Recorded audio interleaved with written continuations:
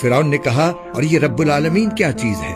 موسیٰ نے کہا وہ سارے آسمانوں اور زمین کا اور ان ساری چیزوں کا پروردگار ہے جو ان کے درمیان پائی جاتی ہیں، اگر تم کو واقعی یقین کرنا ہو۔ فرعون نے اپنے ارد گرد کے لوگوں سے کہا سن رہے ہو کہ نہیں؟ موسیٰ نے کہا وہ تمہارا بھی پروردگار ہے اور تمہارے پچھلے باپ دادوں کا بھی۔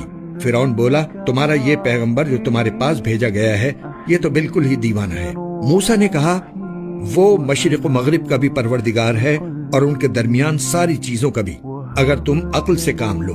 کہنے لگا یاد رکھو اگر تم نے میرے سوا کسی اور کو معبود مانا تو میں تمہیں ضرور ان لوگوں میں شامل کر دوں گا جو جیل خانے میں پڑے ہوئے ہیں۔ موسیٰ بولے اور اگر میں تمہیں کوئی ایسی چیز لا دکھاؤں جو حق کو واضح کر دے پھر؟ فرعون نے کہا اچھا اگر واقعی سچے ہو تو لے آؤ وہ چیز۔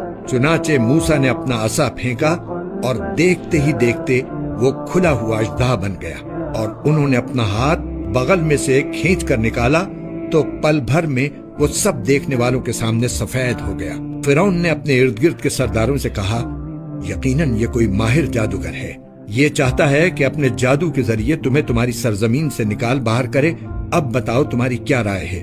انہوں نے کہا ان کو اور ان کے بھائی کو کچھ مہلت دیجیے اور تمام شہروں میں ہرکارے بھیج دیجیے جو ہر ماہر جادوگر کو آپ کے پاس لے آئیں اور ان جادوگروں کا مقابلہ کریں۔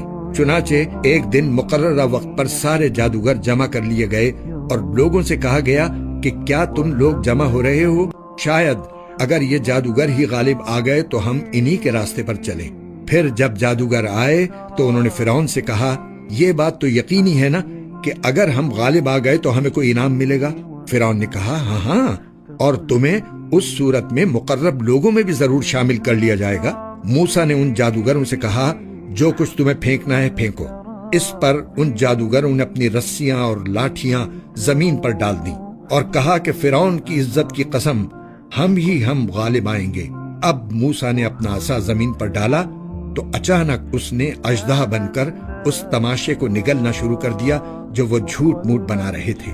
بس پھر وہ جادوگر سجدے میں گرا دیے گئے، کہنے لگے کہ ہم رب العالمین پر ایمان لے آئے جو موسیٰ اور ہارون کا پروردگار ہے۔